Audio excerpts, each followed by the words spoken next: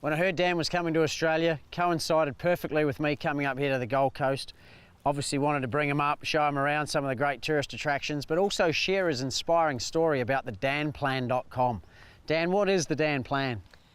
Well, so I decided about 4 years ago to quit my job and dedicate myself to learning how to golf, to practicing golf, to putting in 10,000 hours of deliberate practice into this game, starting from absolutely zero experience. So you'd never played golf before? Never. I had played a par 3 9-holer once or twice with my brother, but basically in 30 years of my life had zero experience. So you went from zero to quitting your job to playing golf all day, every day? All day, every day, practicing for the past 4 years. That's my full-time job now. So 4 years, how many hours have you done so far?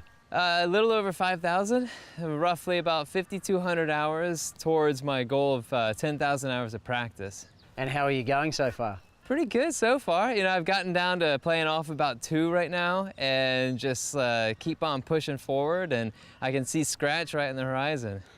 Well, here you've got a really interesting way you started. You started from 1 foot, 8 hours a day for the first month. How did that go? Yeah, you know, there might be a little exaggeration, but so I did start from 1 foot, and I had to get to 100% of 1 foot putts, so that took a little while. But then the biggest milestone, the next milestone, is I had to get past 90% of my 3 foot putts. So that took like 6 weeks of, you know, every day just going out and making 3 foot putts in the Oregon rain. Wow. So it wasn't like a brilliant Gold Coast sunny day. But I finally got to my level and I can move on to 5 footers. A lot of goal setting in there. Yeah. It's all about goals, because if you don't have goals, you know, hourly, daily, weekly, monthly, it's so easy to just like fall off track and lose progress. And how long did it take you to get off the putting green? It took 5 months before I got a wedge and started chipping from the fringe. So for 5 months I did nothing but just putt. But at the time it was all I knew. So that was golf, that was practice. I drove to the course as my daily job to just go and put in my hours on the putting green. And how did you do that? And how did you stay focused while you were out there doing all of those hours? You know, to me it was, I was really focused, but there was a bit of tranquility or zen in it. You know, I'd go out and I had my goals and I'd try to hit them, and you know, there were tons of down days and tons of up days, but I was just so focused on getting to the percentages of the putts I wanted that it was my drive, and is what got me to the course at 7 a.m. every day. And you talk about quality practice, so would you go out and do big blocks of hours, or would you just go out and do 15 minutes or half an hour, or how did it work?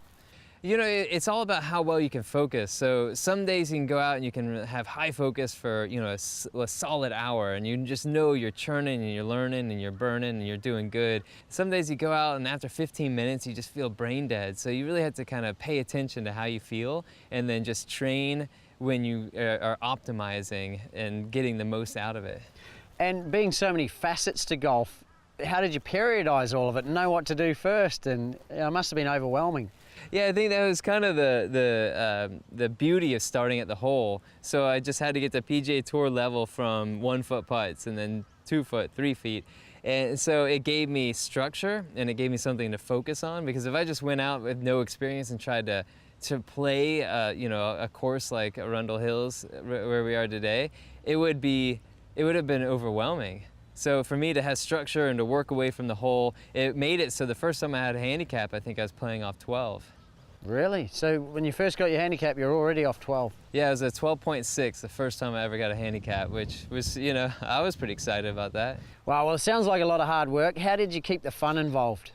You know, I mean, golf is intrinsically a fun game, so there's a lot of competition. I like competition, so even when I was just putting and chipping, there would be people at the course, and I would challenge them in little putting and chipping games, you know, for a drink or for a meal or something. So, you know, it gave you something to work towards, and it gave a little bit of, or added a little camaraderie.